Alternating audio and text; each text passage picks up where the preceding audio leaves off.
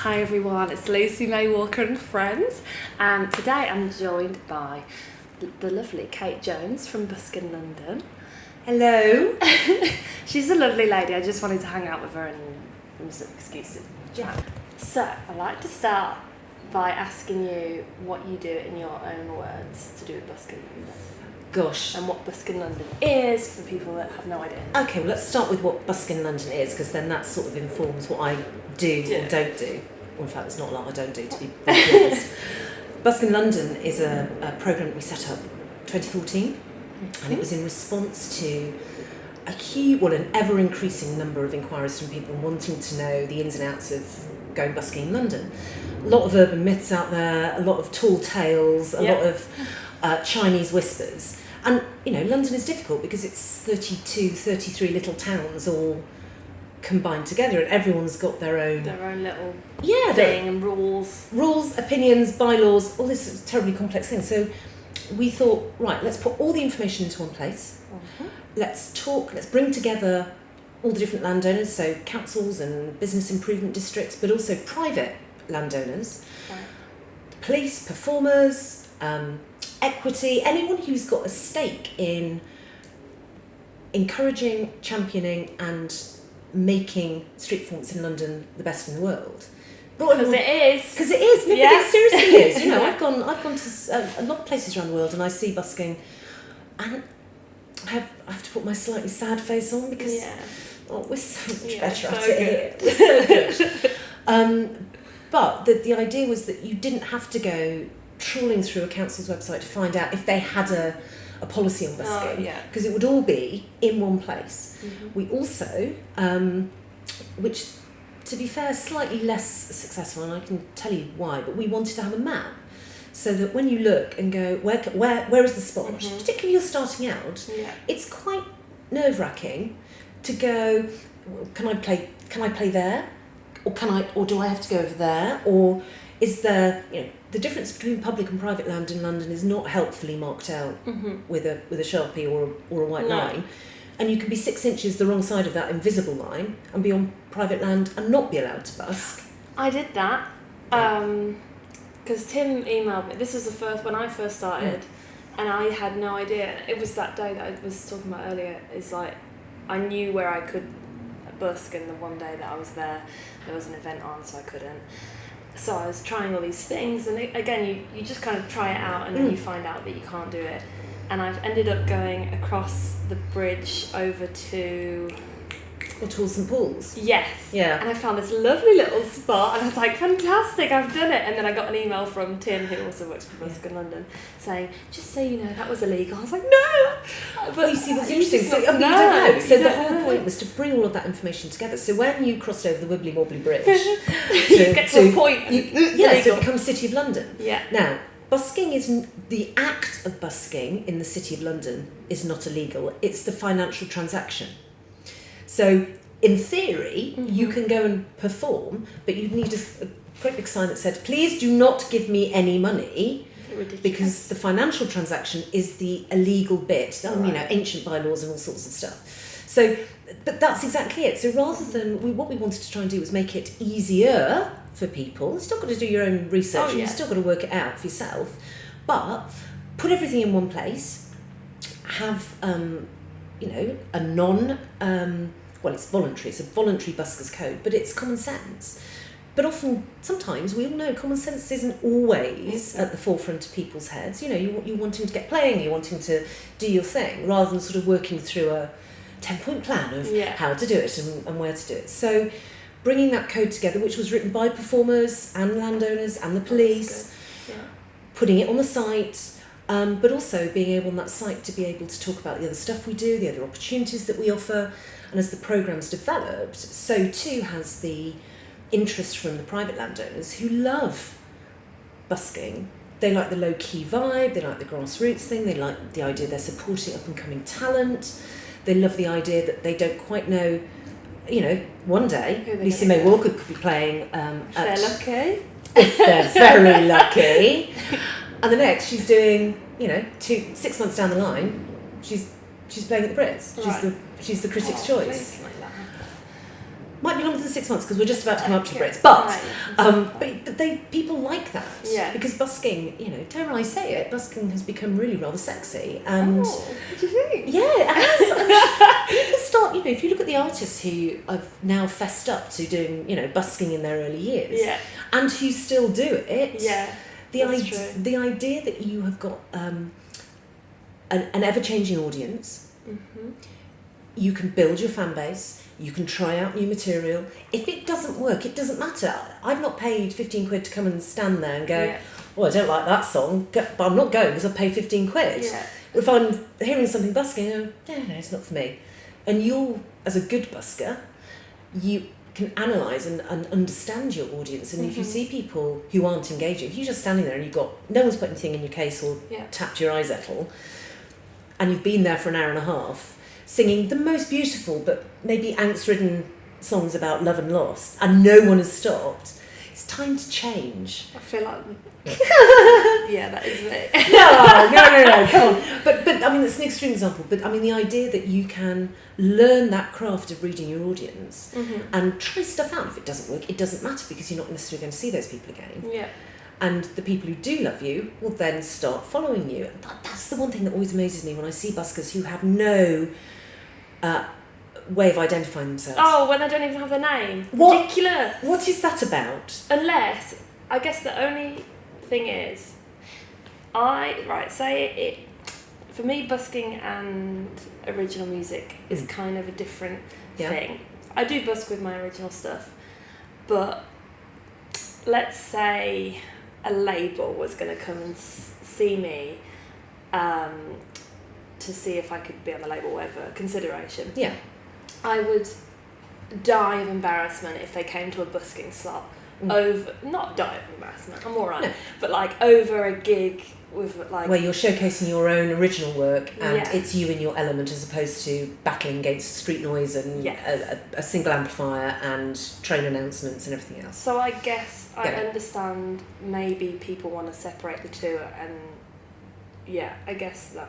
But for me, I need to promote myself all the time. So it's like it's free promotion. But if I heard someone doing a cheesy cover because that's what's going to get my income. Just hello, paper. it's a job. Just do it. And it's not going to influence me to go, oh, that person can only do cheesy covers. If they've got the most fabulous voice and great playing skills, I'm going to go, I wonder what else they can do. And then I need to know who they are, so I can track them down on the internet, do a bit of internet stalking, find out all of their social and where their music is, and then you start engaging with the performer perhaps in their original stuff or whatever it might be. So I can't understand why people don't have, I'd be there in a t-shirt with... Yeah, I have done that. Well, except what? What would be the issue? I think that's absolutely perfect. We get a huge number.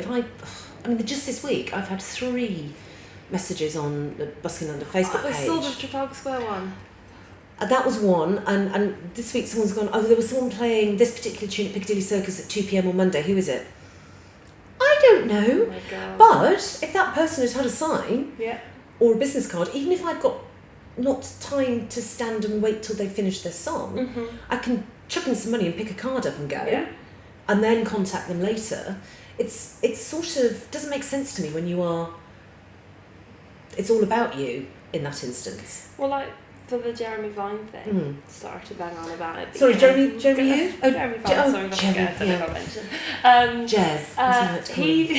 He would have, if I didn't have my name, there's no way that would have happened, because he even forgot the name because he tweeted saying she had Walker in her name, and that's all he remembered. So, it's essential. It's essential. It's absolutely essential. You're not going to get paid on radio too. No, you're not going to get paid. And who'd want that anyway? Really. No big deal. No. So I kind of want to ask how it all works. So you're kind of employed, but not really. Talk about, So Busking London was set up and funded by the mayor as part of his cultural strategy, which is a very dull, but it's a strategic requirement of the Mayor of London that he has a cultural strategy. Which mayor set it up? So Boris. It was a Boris initiative. Who I've sang in front of. You have. You have indeed. You. Boris, regardless of whatever you think of him, making London the best it could be was very much on his radar. Culture is a very important part of that. He loves culture. He always said he could never play anything, but I think that's probably just didn't want to be, put in the tricky situation, sticky situation. And so as part of that, I mean, way back when, Boris got in 2008. In 2009, he wanted a music education strategy because London was very different to it is now in terms of provision of music education, both formal and informal. So while that strategy was being written, they wanted a bit of a public-facing thing, showcase, platform, to demonstrate what great music was going on in London, existing. And so I came in as a freelance person on a 30-day contract in March 2009. Oh my God. I am coming up for my 10th busking birthday. Happy birthday. And that's where we started the busking competition with one day on London Underground, giving people the opportunity to try that out. We made very shaky little handheld, films.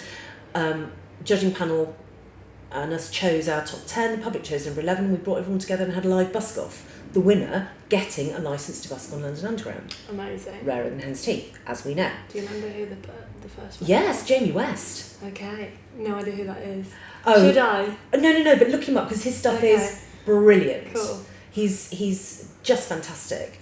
And he did, we were at the O2, the mayor had a young person's question time at the Indigo. We had our sort of live gig busk-off up the stairs, and then the winners came down and played at the end of the young person's question time. Oh, that's awesome. That was brilliant. And we did that for 2009, 2010, 2011, the Olympics came along. And we went from one day on London Underground to 5 weeks, 35 different locations above ground. I mean, we kept the Underground, obviously, but we went into train stations, we were in the Olympic Park, we were in the City of London. That's when we started working with Westfield. It was just everywhere because it was, people loved the idea, as I said before, of this low-key but quality, great young musicians, and at the time there was an age restriction on it, sort of, it was 11 to 25 at that point. Once we'd come above 11's so young. I know, but look at some of the look at Natalie Shea, look at Josh Gleaves, look at Clarissa May, Josephine Shaw. It's amazing when you see them, and then the development, because you have that slightly when you're 12 or 13, you've not got as many inhibitions as you might have when you're 17 or 18, but do enough of the playing when you're that age, and it sort of becomes ingrained, so you don't worry as much. Yeah. Rather than starting out at 17 or 18 and I can't look at anybody. It's just too excruciating. 2012 gave us huge visibility. I mean, it nearly killed us, but it gave us huge visibility and people loved what it was doing. So we just kept on. And so by the time we got to 2014, we'd already done a 6-month feasibility study with money from the mayor. Yeah. And remember at that time it was still Boris. Because it's such a lovely informal part of culture, it's not all about art galleries and theatres and opera and all the rest of it. Culture is on every single high street in London and deserves to be supported in whatever form it comes along. And it's about public space, it's about engaging, bringing a bit of brightness and vibrancy to high streets which are suffering. So the idea to set up Busking London came from that. We were able to secure funding from the mayor on a 3-year basis, but with decreasing money each year. So part of it we had to go out and raise money ourselves, whether that's through a partnership or sponsorship, or which has become, I suppose, the main source of revenue is that we work a lot with private landowners who want great music in and on their space. But they don't know how to go about doing it. Yeah. Busking London, through our various schemes, has a talent pool of the most amazing performers. But we've already done the quality checking. I watch countless videos. Some I never really want to see again, ever. Slightly traumatising. But what's lovely is you get this huge range of people, and it's all ages. It's all types of music. It's from all over the UK. It's not just London. I mean, we are open to anyone, and so we quality assess. We ask for public liability insurance. I remember having a conversation with someone who said, "Oh God, what danger is a singer with a guitar?" So it's actually, it's not quite. Sometimes it can be very dangerous. It's a very dangerous occupation. But public, no spatial awareness. Yeah. But you're also in very public, very busy spaces. Yeah. And it only takes someone, a split second for a cable to be in the way or guitar case, whatever it might be. That person trips over and sues you. That's hundreds of thousands of pounds. Mm-hmm. Why would you not pay 65 quid a year? It's like any insurance. Yeah. You don't want it to happen. But we do all of that. We check people's ID. We make sure that they are who they say they are. And so from a private landowner who doesn't know where to go and find great talent, who then doesn't have the time or the expertise to sort through it, make sure people are who they say they are, program people, schedule them, manage it, write information, choose the location, understand what location works better than another. So they can just come to us, and yes, they have to pay us, but that means that we then create opportunities for performers to either be paid, part paid, or to have the earning potential by going out and busking in the traditional sense.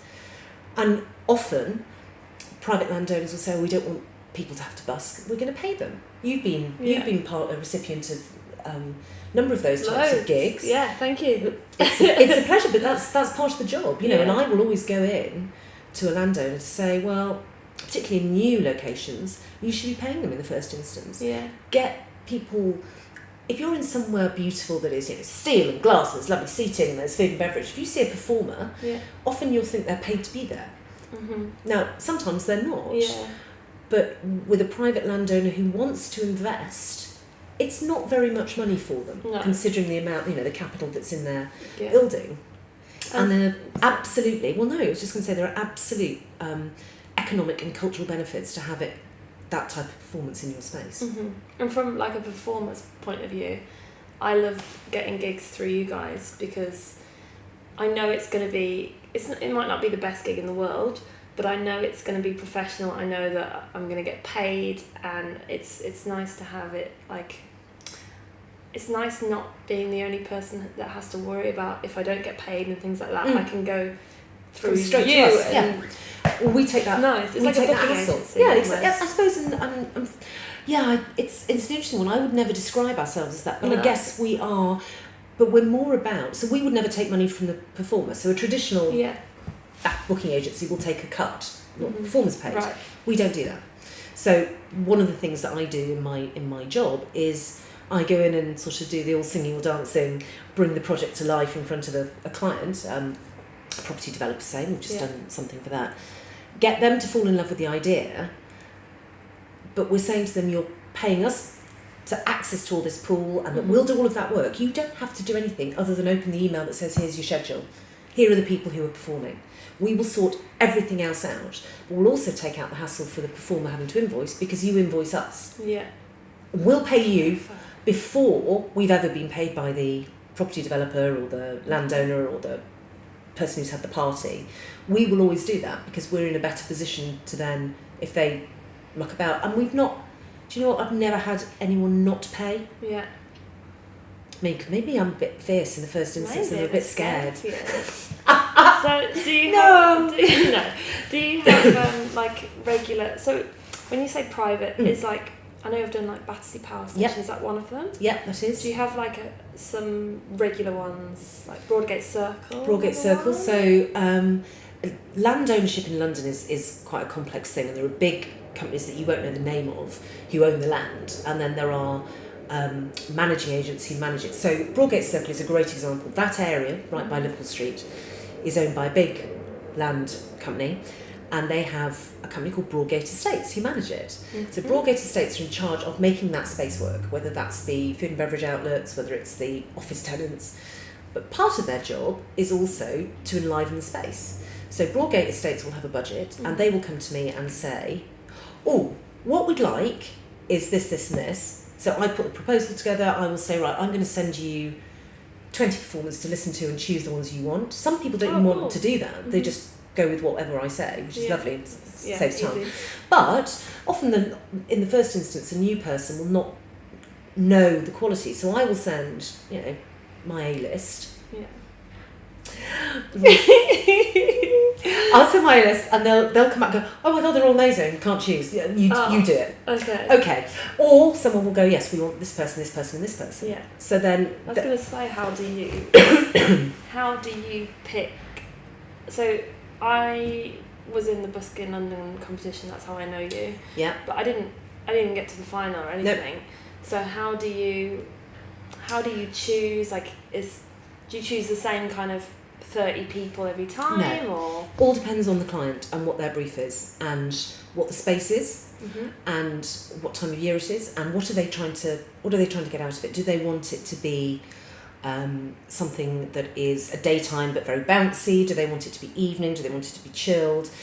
So the brief will come from the client, and then I will go through my sort of mental database of all the performers. And bear in mind, I've heard everybody. That's a lot.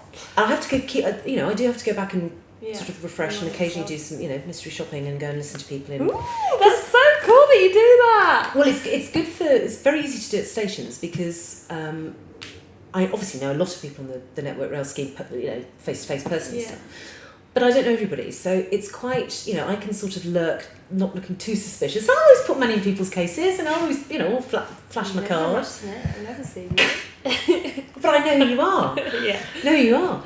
So I will sort of go and have a listen and see what they're like, because it's very different to listening to someone on a video, seeing them in flesh, and that then I'm thinking, that person would be good for.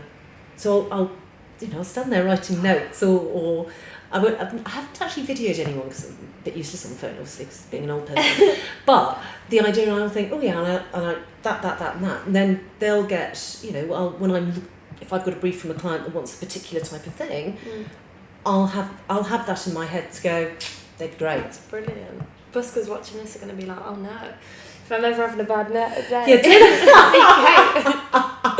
No, I know how tough it is. As I said, I couldn't go out and do it. I know how tough it is, and I know, that everyone has bad days. Everyone has good days. I always say that it's not me having a bad day. It's just it's everyone else. It's the vibe. It's the environment. It's the They're fact just not getting me. Yeah. It's their problem. But that's life. Lots of people don't get me on a regular basis. No, really. No, not that regular. Okay. It's getting. Yeah. The Network Rail thing. Yes. Have we spoke about that? No, so Network Rail is one of our private landowners. Ah. And so they... I didn't look at it like that. Yeah.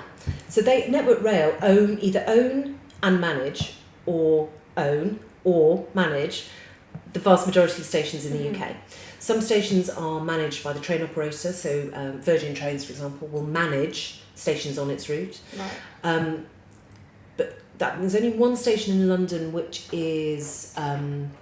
St Pancras, that's actually not owned and managed by Network Rail. That's why we don't play there. It's owned and managed by Intercontinental Railways. It's very dull. I can bawl for Britain at dinner parties on the history of Network Rail. No! But so they own and manage the land. They came to us, and it was for 2012. They came to us originally for the gigs busking competition to say, Olympics, people are going to be queuing for 3 weeks to get home. We want some music. And they turned out not to be queuing for 3 weeks, but by which point we'd already ingratiated ourselves. Yeah. And so we did that very regularly. And Network Rail were our first private landowner to say, we want music all year round in the stations. Brilliant. So, yes. So they should. They pay Busking London. Cool. But that means we can facilitate the application process, we can facilitate the scheduling, all the information that we have to write and provide, the endless site visits to stations, to work out locations and if locations to change because of building work or operational issues or whatever it might be.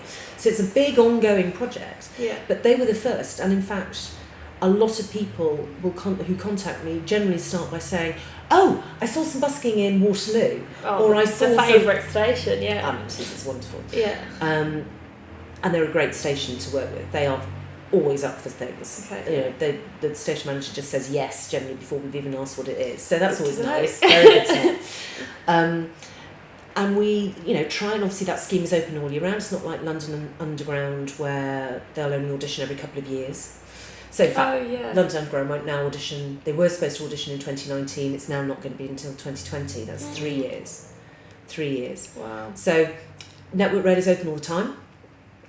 Yes, you have to fill in a form and send me a video link and have insurance and send me, proof of who you are. Send me a quick pic of your passport and promise not to laugh at it. And we can't take everybody that applies, but Good. that scheme is... You shouldn't take rubbish ones. We don't. And I know that sounds awful, but we are about showing... Part of the reason behind Busking London was to change the public perception of busking. Yeah. This is not about people who can't do anything else. Mm-hmm. This is about someone using this great public stage as part of their music career and as a way to develop skills, as a way to, practice their audience engagement, all the things we've talked about. Unfortunately, there is a quality threshold for any of the private landowner schemes that I run. That's good. And I'm quite tough. I'm glad I've made the cut. But it's because people, I got someone tweeted yesterday, the quality of buskers in London is amazing, and it's good because, I don't know. I quite often give money to buskers if they're really, really good, but if they're rubbish, then I'm not going to give you money just because you're a busker. Yeah, I agree. But I don't want to encourage them. Well, the business model. I mean, you think of it as your job. It is your job. Yeah. If you're not very good at your job, why should you carry on getting paid and promoted? Yeah. It's like anything. You've got but busking is very democratic. If I went out busking and I wasn't very good, there's no reason why I shouldn't go out busking. My being not very good, either I'll get better pretty quickly, otherwise I'm not going to be able to pay my rent or mortgage or whatever else. But there isn't, there is the argument that says anyone can do it, but not everybody can be brilliant at it. So if your business model is I'm going to earn revenue from busking and you're not very good and you don't earn very much money, don't necessarily stop busking, but think about something else for your income stream. Yeah. Do that as a whole. But also having very good buskers should, it's like there's a very famous saying, and I can never quite remember how it goes, but it's a rising tide lifts all ships. If everyone around you is better, you either have to up your game or get out. Yeah. So, nice. You did. Hopefully that helped. Hopefully people do go, God, I better put some practice in. It's not just pitching out with a guitar and not being in tune and knocking out a Wonderwall. Well, oh, I know. Don't get me started. Someone was playing that the other day, and I had to physically was digging my nails into my palms and I had to stop going. Could you play something else, please? Even if you're really good at the song, please don't ever play Wonderwall. No. I was going to ask, what are your best success stories from artists and... It depends on how you measure success, really, doesn't it? Because because we live in a generation of X Factor and Britain's Got Talent, and you only have to you only have to get on a telly show and then you're going to be famous and you're going to make it in the music industry. Let's just look at the very, very short list of people who actually have done that. So it's that big question of, is success for you naming lights, or is success for you making a living in the business that you want to be in, with a range of things in your portfolio that you can turn your hand to if one isn't, if you want to rest from one or one isn't working for that moment, great, I'll go and do that bit of my job. So I think we have you're a prime example. You make your career as music, and busking is part of that. Most of it. 90% of it at the moment. There you go. Yeah. And something like going to Edinburgh, that is that wasn't a jolly.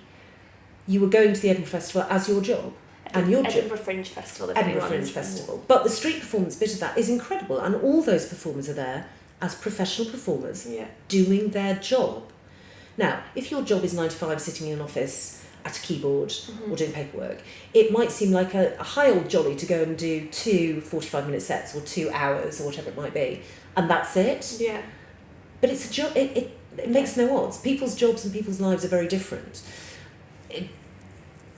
With the busking, the street performance, I mean, the Edinburgh Fringe Festival always makes me smile when I go up, because it could be horizontal rain for 3 of the 4 weeks. It's Edinburgh, and so that's 3 weeks where people are not necessarily standing and stopping and listening. Yes, of course, lots of tourists dressed in hackamacs or whatever they are, sort of poncho type things, who don't really know what's going on. So of course they're going to stop. But tourists also don't always understand busking. Busking is quite yes, it happens all over the world, but it's not a global term. Mm-hmm.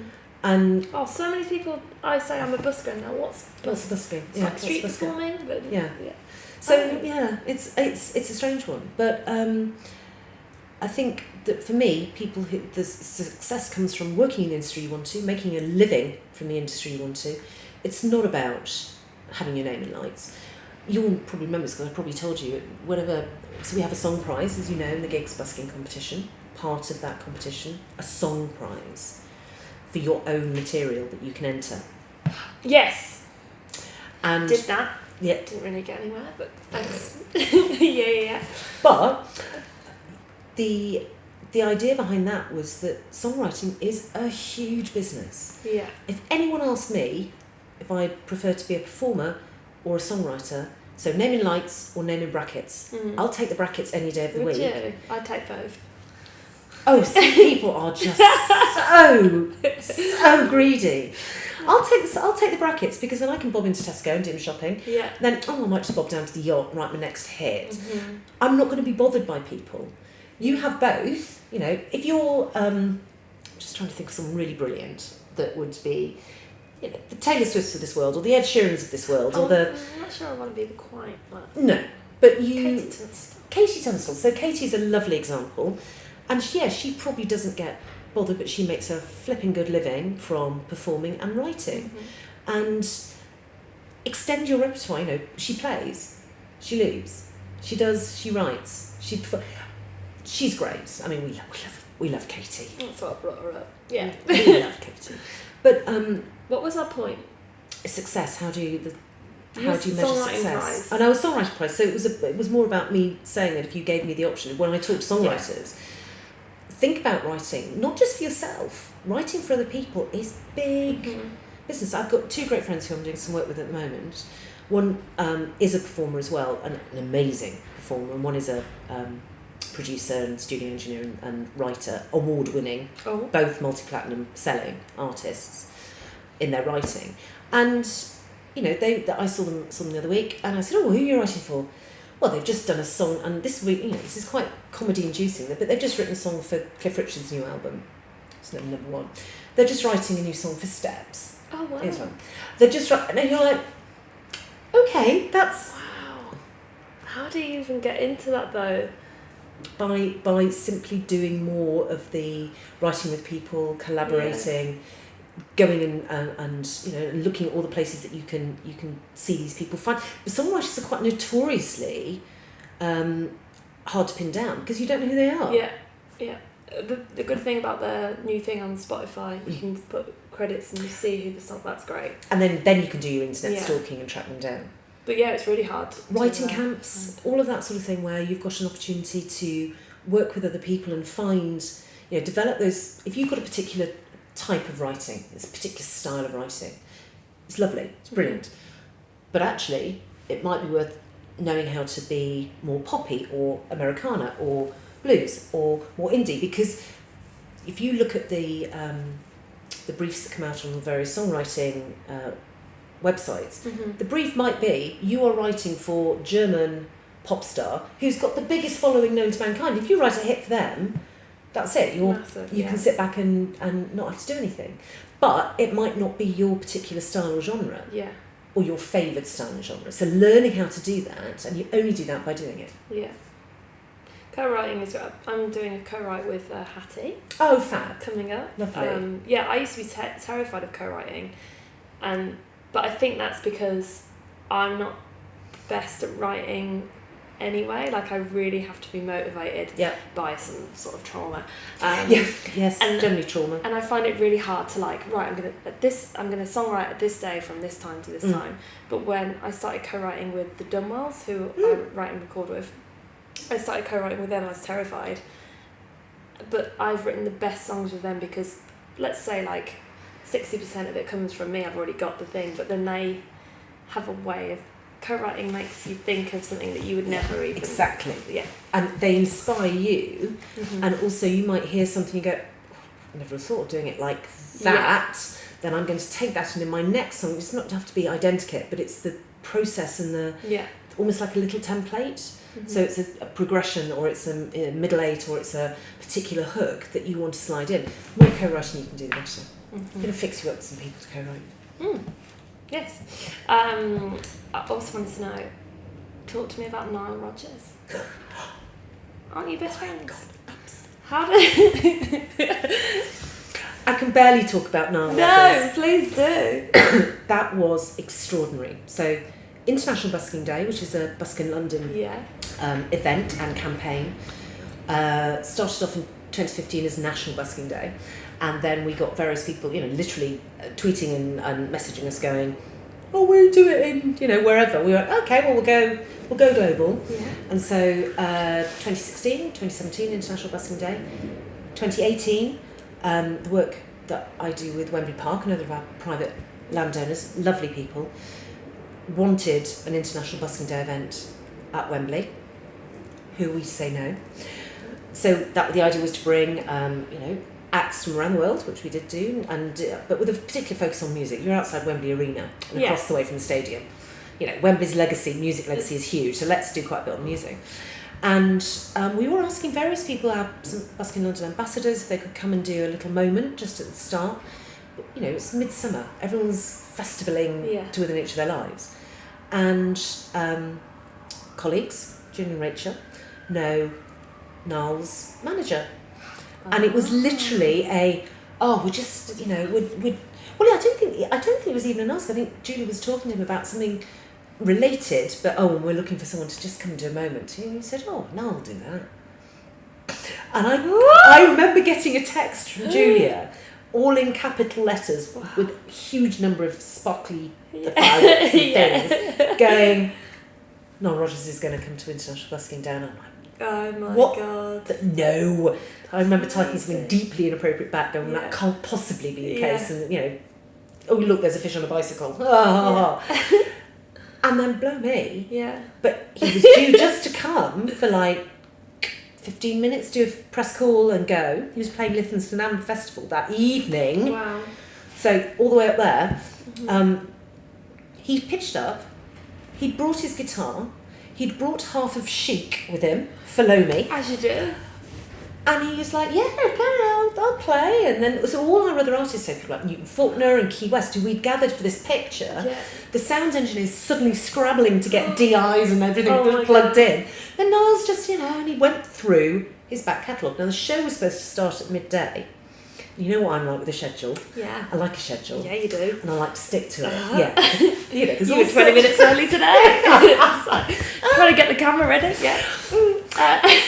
But what am I going to do? Say, "Sorry, Niall, look, love, we can't. We can't." It's not all about you. No. Oh my God, it was utterly incredible, and he was the most divine person. He was so laid back, was having photos. He just kept playing and playing and playing, and I mean, I literally couldn't speak for quite a lot of it because sort of I was moving my mouth, but sound wasn't coming out, which for me is quite rare. Yeah. So it was just joyous. Nice. We did go and see him at the O2 just before Christmas. Yeah, I think I saw that. Yeah. Was it good? That was second row back from the front in was the that middle. Did he sort that out for you? His manager sorted that out for us. That was very rare to get that sort of thing. But we were. That's amazing. Squealing for most of it. Yeah. Singing along, squealing. It's sort of alternating because I couldn't just quite believe that he was there. Did he see you in the audience? Oh, of course, yes, of course he did. Anyway. No! Oh, that's way amazing. more people in the audience, way more interesting and famous people in the audience. But he was a legend. But then, people like Newton Faulkner, hugely supportive. Talk to me about him because he's seen me busking. Has he? Yes, he saw me busking at Canary Wharf. This was God. Probably 2 years ago. And I'm a massive fan. But I was a bit like you with Nile Rodgers. I was a bit like, oh my God, it's Newton Faulkner. So, Canary Wharf is, the pitch is at the bottom of the escalator. Yeah. And he was walking with, I think his son. Yeah. And he turned his son around to be like, "Oh, look at the busker." And I was like, singing this song that was I knew the chords, but as soon as you've seen it, you're like, "Oh, no idea." Yeah. And what then, was this? Is this a guitar? Oh, Oh, so dear. embarrassed. And I just ended up... Did you smile at him? Oh, I did worse than that. I think... I have a feeling he followed... No. He followed me on Twitter after this. But I shouted up to him saying, I messaged you on Twitter and you didn't reply, because in my head I'm like, I've got this moment, I'm never going to be in front of him again. Elevator so then pitch. he was like kind of getting up on the escalator very quickly, and then like waved, and then I was like, oh damn it. And I think I messaged him on Twitter afterwards, and then he followed me on Twitter, so I was like, oh my god, this is great, it's going to happen. And then it just didn't reply, and then like literally the week after he saw me again at King's Cross. So I had a quick chat, but like yeah, he started busking in Covent Garden, and he's I know he's like you're my man, you need to help me out, but you were on the same bill as Newton for the Apple Store gigs. Yeah, Newton did an Apple Store gig, and in fact he took a photo of himself in his old busking spot in Covent Garden just before the gig. But people like that are, someone he's done a huge number of different musical things, and testament to, like all of you guys who do the same. I mean, he's been in a musical show, he was in, the Green Day show, it's called, and his American Idiot. There we go, well done. And his style has changed over the years, and his incredible looping and all of that. So he's a really interesting artist. We like Newton a lot. Can you get me in a co-write with him, please? He's my dream co-writer, and also to support him. Leave it with me. Can't make any promises. Maybe don't say who I am. Maybe that's a good idea. Oh, it's a lovely surprise. She shouted at me down the escalator. It's Lucy.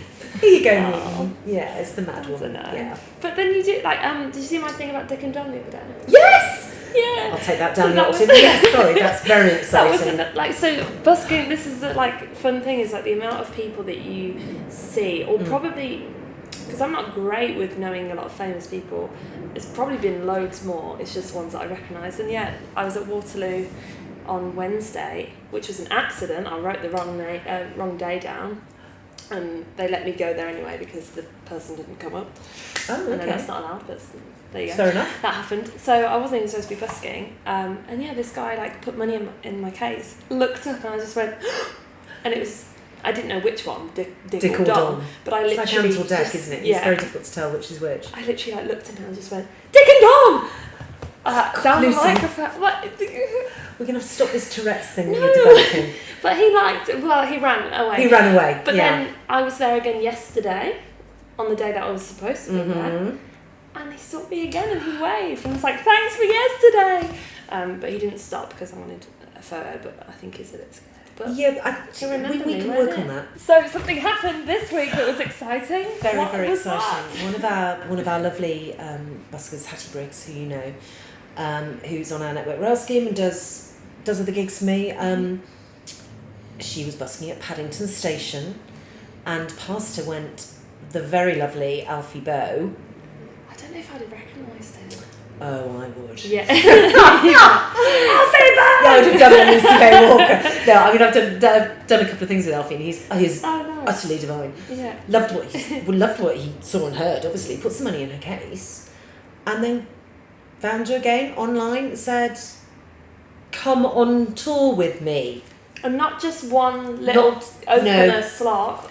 2 solid months. Wow. And you finish at the Albert Hall. Not a bad gig. That's amazing. So you never know who's... Well, you know yourself. You never know who's listening or watching. There's something about the effect of live music, but not just a soloist, but I mean most of the girls and guys with guitars, let's face it. There's just something immediately approachable and engaging about it, and that's why people love it. Do you think, can we talk about the dangers of busking? Because on the same way that's amazing... Oh, there are idiots out there. That we are so approachable that people don't know how not to approach or where to cross the line. And I'm sure you've come across a lot of those people. I mean, I think there are, as with every walk of life, there are idiots. And There are people who assume that because you're putting yourself in that situation, you are up for anything, or you are. We're not. Just No, absolutely not. And I get very protective about buskers, and if I'm particularly, I know we're in 2019, but particularly female buskers, because you are in a slightly more vulnerable position than some big beefy guy. Mm-hmm. It's just life. Yeah, it's just how it is. But the idea that someone can think that gives them an advantage to nick your money, come and heckle. Mm-hmm. I mean, yeah, we've all had the Christmas drunk person wanting to come and dance, and that, I mean, can be harmless. But at the time, it's not necessarily, you don't feel like it's harmless. Yeah. And it happens to the boys as well. I've had calls from people saying, I don't know what to do, and they've been on the station, so that's easily sorted out. We can get the station staff, British Transport Police, etc. But it is, you are in quite an exposed setting, and it just pays to be watchful. It pays to be cautious and sensible, and if you feel threatened at all, you stop. Just stop. Mm-hmm. Stop and pack up. It pays not to leave a lot of money in your case. Don't leave all your belongings scattered about. Keep it all. If you're already, I know it sounds a bit dull to be neat and tidy, but neat and tidy means you can pack up and go like that. Wow. Ish. Takes a while, but sure. Rather than having Get sort of good stuff. Yeah, exactly. What's more important? And that's another thing someone said to me once is when people used to try and steal their money on the underground, especially when it was I think when we didn't have licenses or whatever, people would be so concerned about them taking the money that they'd leave their guitar, which is worth way more, and they end up stealing their guitar. So I think maybe trying to assess what's most important. Cool. Do you have anything that you want to say before we wrap it up? I just think any advice? For new buskers? For new buskers, get yourself over to the Busking London website. Which is what? www.buskinglondon.com. But on there, if you're new to it, get involved in some of our private land schemes, because that's an easy way to get the experience. So go busking, get onto the Network Rail scheme, go and do some busking in a slightly more supported setting. Yeah, that's really good. Then you start working it out for yourself, what works, what doesn't work. Then you can venture out into public. I'm not saying you don't go out onto public land, but it's tougher. It's much more tough to find the spaces. You have to queue on all of our... hate queuing. That is one good thing about when you book a slot. You turn up, you play, you go. That's 4 hours a day done. Exactly. Rather than going and standing for an hour and a half in, could be cold, could be wet, could be windy. Do I leave my key here? Yeah, well, I could do that. Airplanes. So there's, it's fraught with challenges before you even get to do the playing bit. Yeah. So get the experience working with us.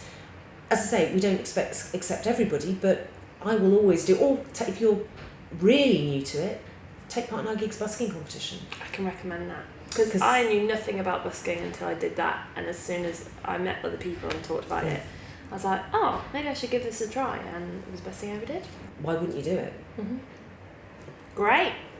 Cool. All that information on the website. Thanks very much. Oh, and for your social media?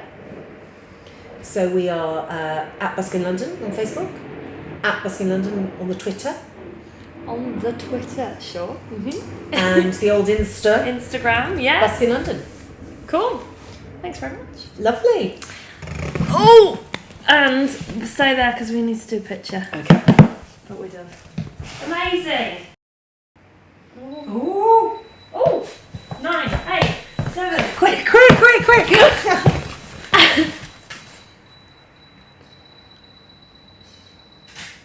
Let me check. Oh my god. That was stressful. It was very stressful.